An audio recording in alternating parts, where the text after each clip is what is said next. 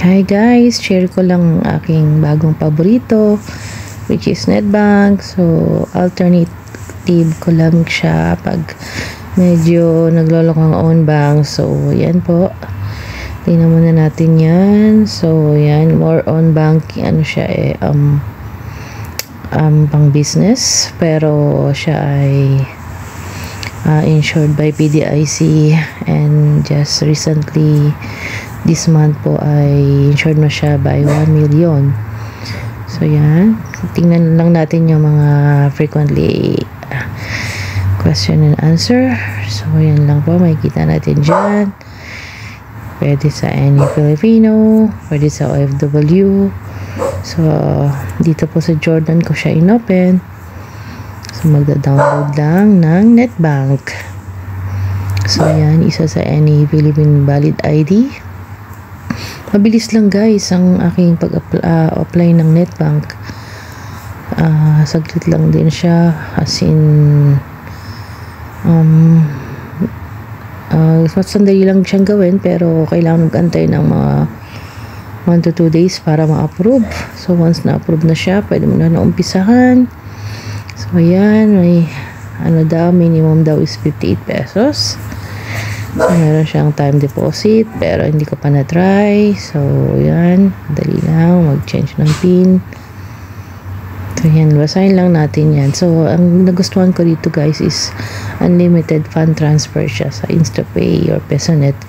So alam nyo na ang InstaPay, pag InstaPay 50,000 pababa, pag PesoNet more than 50,000. So the next day siya. So yan na guys, punta tayo sa Google Play.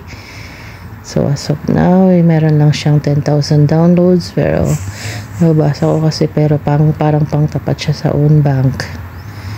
So maraming may gusto sa kanya din. Alternate, so for now is alternative ko lang siya sa own bank. Ganda rin naman ng kanyang interface. So sa Facebook po, huwag natin kalimutan i-follow din yan.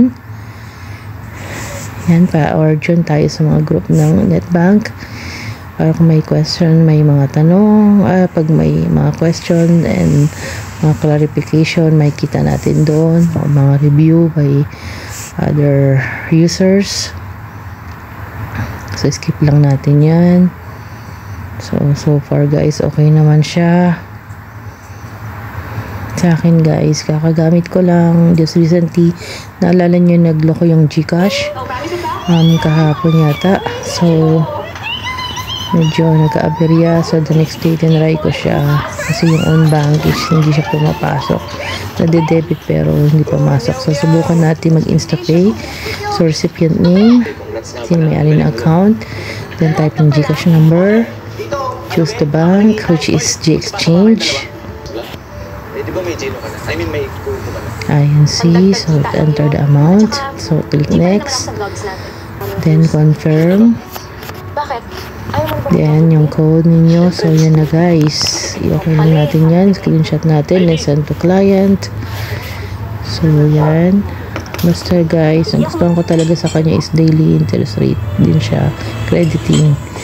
So may withdrawal tax, may interest credited, so unlimited. So ano po bang naantay nyo, diba? Yan naman nating gustong gusto, yung unlimited ang fund transfer. So sana guys nagustuhan nyo. Salamat.